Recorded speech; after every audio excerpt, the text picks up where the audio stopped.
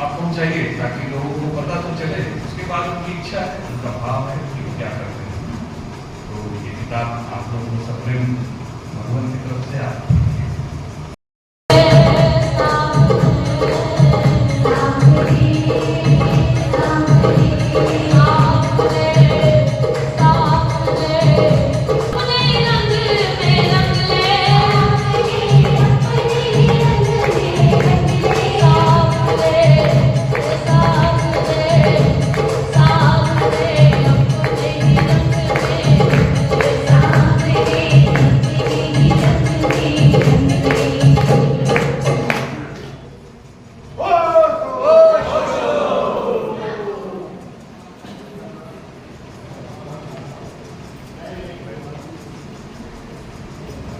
बैठ जाइए आराम से, खड़े मत रहिए,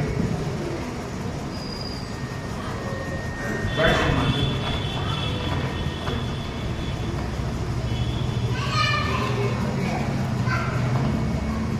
स्वागत है साधक मित्रों, टट्टी में आयोजित इस त्रिदिवसीय ध्यान साधना शिविर का ये अंतिम पायदान आ गया।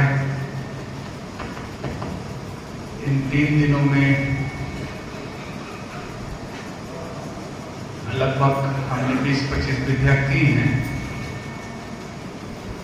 पर ओशो एक विराट सागर है। जो नए मित्र आए हैं, मैं उनसे कहना चाहूंगा, उनसे मुखातिब हूँ जो पहली बार या दूसरी बार कैंप में आ रहे हैं। 3 दिन में ओशो की 600 विधियों से परिचित नहीं कराया जा सकता आपको। इसलिए एक झलक है। अगर मान लीजिए मैं आपको जितना बताना था नहीं बता पाया, तो आप और शिविरों में जाइएगा। पूरे भारत में शिविर चलते रहते हैं। भारत के लगभग हर कोने में शिविर का आयोजन होता है। आप जाइए और देखिए और विधियों को जानिए। कोई न कोई विधि तो आपके काम की होगी। भारत में 4-5 आश्रम हैं जो नियमित चलते हैं 365 दिन, है ना। आपके पास जबलपुर है, चांपा है, महसाणा है, गंगा धाम है। ये कुछ आश्रम है जो नियमित 365 दिन आप जा सकते हैं इसमें। और चांपा सबसे बजट आश्रम है पूरे भारत का नहीं, पूरे विश्व का, जहां आप 250 रुपया रोज का देके आप महीना रह सकते हैं। मतलब वो शुल्क भी, ध्यान का कोई शुल्क नहीं होता, संन्यास का कोई शुल्क नहीं होता है। शुल्क तो आपकी व्यवस्थाओं का थोड़ा सा जमाते हैं कि ओशो ने कहा कि ऐसे लोग ना आ जाएं जो निकम्बे हैं और काहिल लोग हैं और जो संसार में कुछ नहीं करते। ओशो ने ऐसे लोगों को बहुत पसंद नहीं किया। ओशो ने ऐसे लोगों की जमात नहीं खड़े करी। इसलिए ओशो के जितने आश्रम हैं वो फीस पे चलते हैं कि थोड़ी सी फीस रखो कि ऐसे लोग का जमावड़ा मत हो जाए जो बाकी सारे अखाड़ों में आपको दिखते हैं। सारे क्रिमिनल, सारे चोर, डकैत और जो घर से भागे हुए, जो जवाबदारी से भागते हैं, जो पत्नी तो कर ली पर पत्नी की जवाबदारी से भाग गए, वहाँ दाढ़ी बढ़ा के कोई अखंडानंद हो रखा है, कोई निश्चलानंद हो रखा है, वहाँ जाके सारे सम्मिलित हो जाते हैं। भारत में ऐसे बहुत से आश्रम हैं। ओशो ने ऐसे संन्यास की कल्पना नहीं की। ऐसे संन्यास का उनका कोई उद्देश्य नहीं कि इस प्रकार का संन्यास हो। ओशो चाहते थे मेरे सन्यासी जहाँ हैं, घर में, दुकान में, जो भी करते हैं जीविकापार्जन के लिए, बहुत नहीं, अपने जीविकापार्जन के लिए वो दूसरे के ऊपर डिपेंड मत हो। क्योंकि पर निर्धारित व्यक्ति जो दूसरे के ऊपर निर्धारित है वो कभी भी स्वतंत्र नहीं हो सकता है। इसको याद रखिएगा।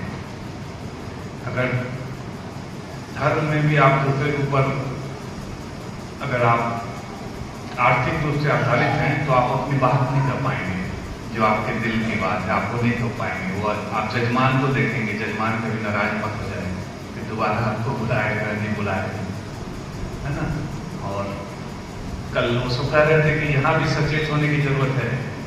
मेरे उस जगत में भी यहाँ भी तंत्रा के नाम पे या बहुत ज़्यादा शिविर को 20,000-25,000 यहाँ भी सचेत होने की जरूरत है। क्योंकि ओशो के पास उसको तो भगवान राम है, प्रभु हैं, श्री राम है। उसमें कुछ हनुमान है उनके और कुछ रामलीला के राम हैं।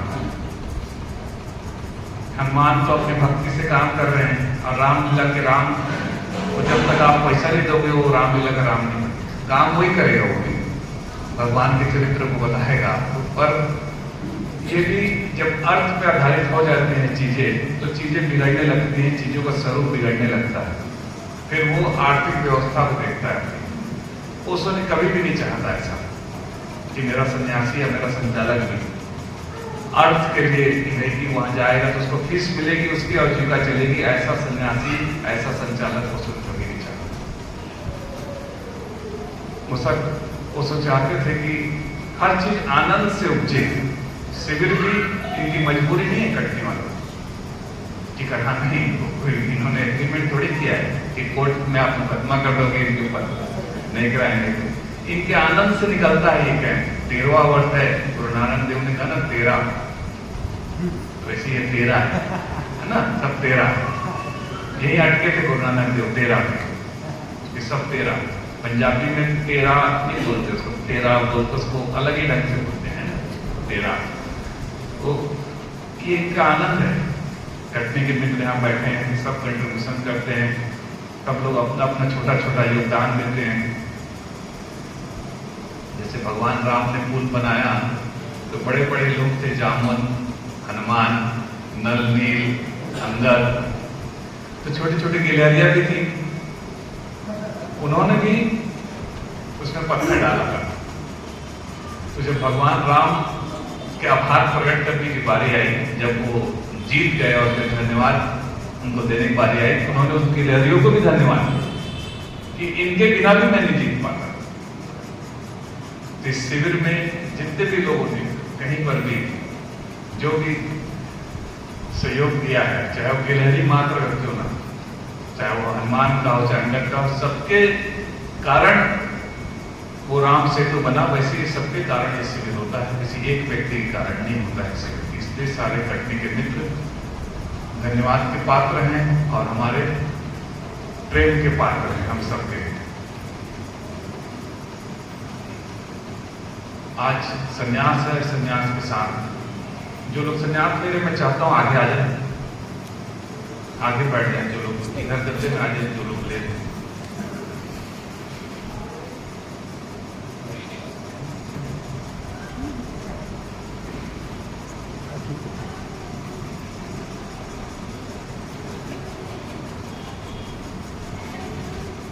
संन्यास सच कहो तो एक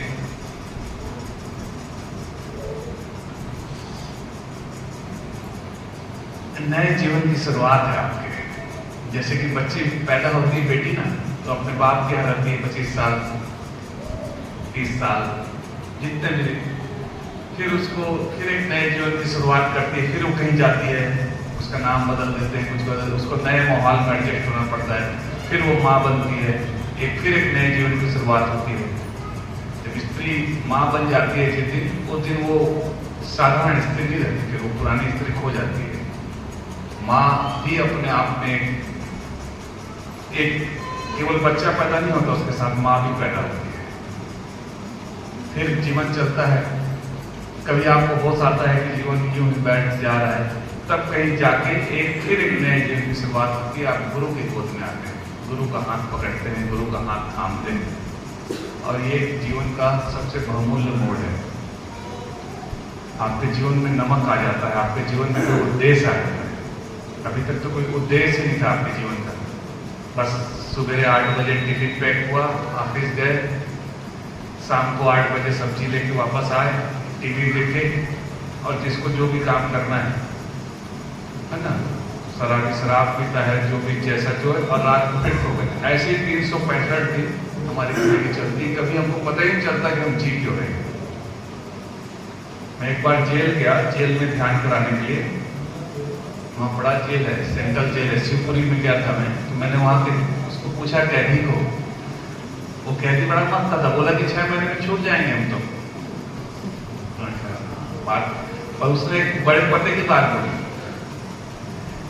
बोले कि बहुत से लोग हैं जो अघोषित जेल में बैठे हैं, उनको पता ही नहीं छूटेंगे इनके। मैंने कहा कैसे? तो बोले ये जो वो व्यापारी था, वो आदमी किसी 420 केस में अंदर आया था।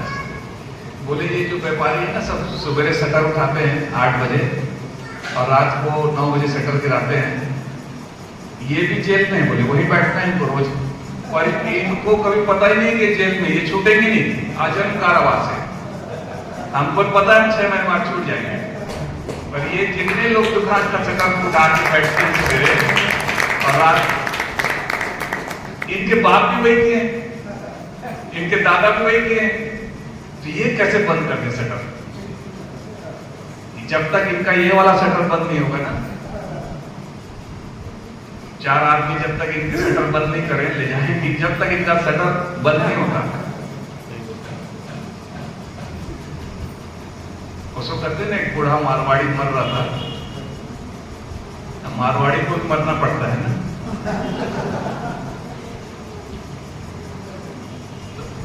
आपने सुना होगा बाबा झा झा से कर रहा था, बाबा झा झा बार बार। बहुत सारे, जैसे मधुबन में बहुत सारे पेड़ है ना, तो लड़के लोग कहे कि ये बक्सा झाड़ के नीचे दबाया है, बोल रहा है कि नहीं बक्सा, ये अभी तक तो बताया नहीं कितना पैसा इसके पास कहाँ है। तो बाबा झा झा कहाँ कहाँ खोजेंगे? बोले इतना बड़ा घर है, इतना झाड़ है, कौन सा झाड़ के नीचे है?